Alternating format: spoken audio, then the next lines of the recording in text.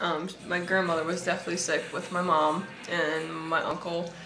And my mom was like so-so. Like with me, she was sick for, I think she said 4 months. My brother, she wasn't sick for that long at all. And so I was sick for about 4.5 months, really bad. And so yeah, so October 2nd came around and I found out that, like, something told me, I knew I was having a girl. Like, I didn't care what anybody said, I knew it was a girl. And when, I'm seriously like, I don't know, I'm like hearing stuff, seeing stuff, I don't know. So, whatchamacallit, October 2nd, I found out I was having a girl. I was so happy, but I was really upset too because the ultrasound tech had told me that there was something wrong with her heart. So I had to go see a specialist. I was freaking out. I was a mess. I'm like, what is wrong with my baby? You know, they're talking about having open heart surgery when I had her, and I was like, oh my god, I don't need this right now. So the specialist told me that there was absolutely nothing wrong with her at all. So they were seeing, I don't know what they were seeing, but yeah. So, like, the specialist told me what was wrong with her, so I was relieved. Once I hit 28 weeks, which I believe is 7 months, I was huge. I mean, I'm not that tall, I'm only 5'3", and like, I was just huge. I only gained 15 pounds because I ended up losing 40 pounds from being so sick. So initially I only gained 15 pounds. And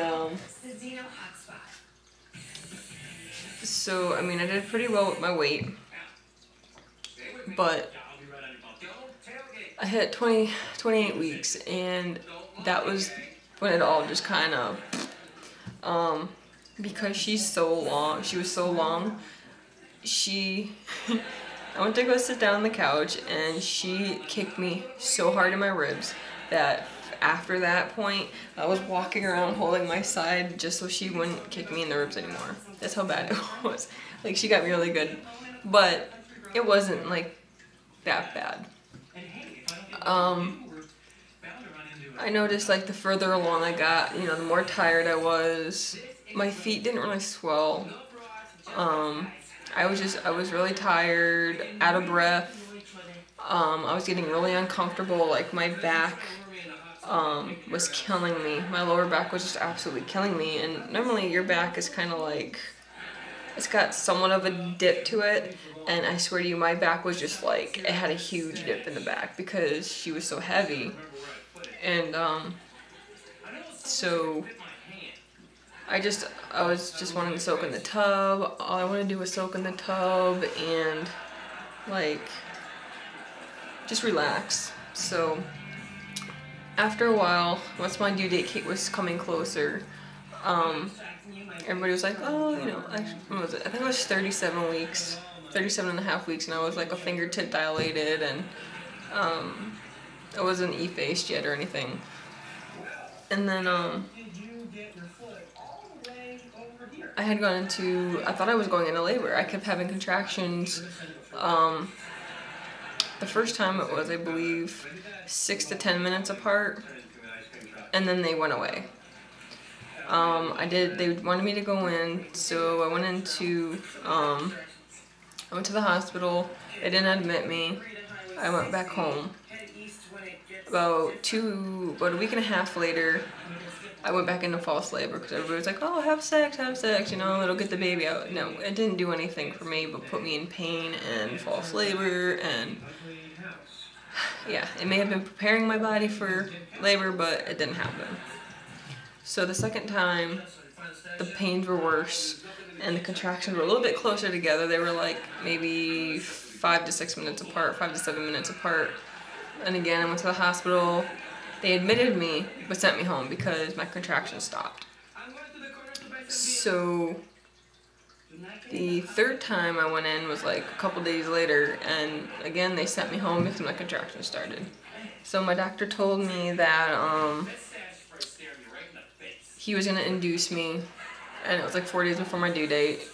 So he ended up inducing me, and I was induced at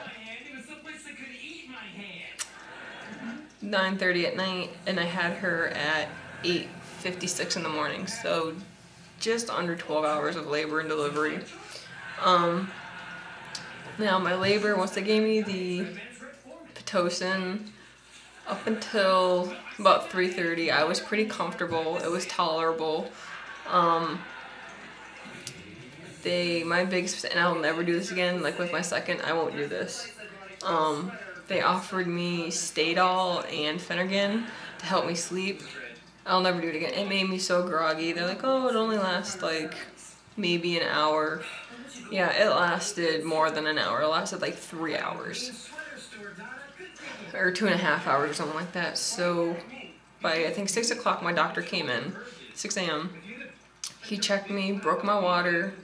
My contractions started instantly. And it was just one of those, I was screaming in pain, trying to breathe, get my breathing steady.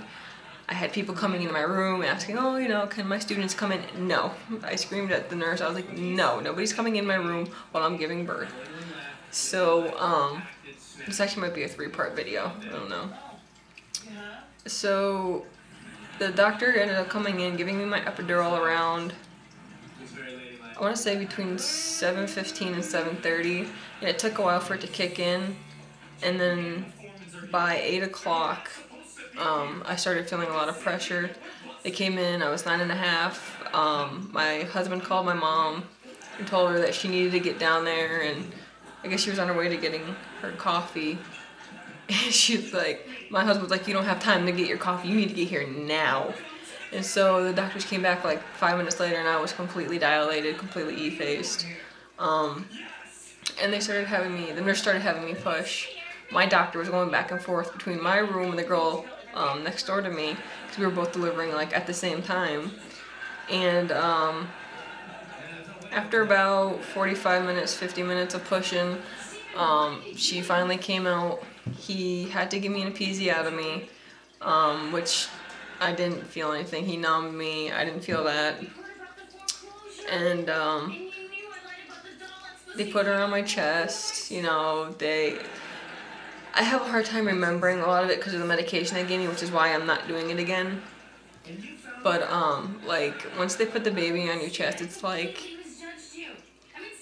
it's just like the best feeling in the world. I'm getting like all teary-eyed here. It's just the best feeling in the world knowing that you and the person you love created this child, and it's like, you know, you have this child to take care of the rest of your life, and this is your child. So it was just the best feeling, and I was just so happy. We were all happy.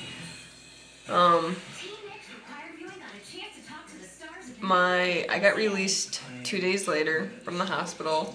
I healed up within 2.5, 3 weeks, and I was good. The bleeding that I had lasted 3 weeks. But after that, I was fine. The postpartum part of it was tough. For me, it lasted about 1.5 weeks. If it doesn't stop and like you're always feeling depressed, you do need to talk to your doctor because it could be something more severe. But the feeling of just giving birth to your child is just the most amazing feeling in the world. So anyway, I'm gonna go ahead and stop this video here, that way I don't have to make a third one. So if anybody has any questions or comments, go ahead and leave it in the comment box below, and I will talk to you guys later. Bye.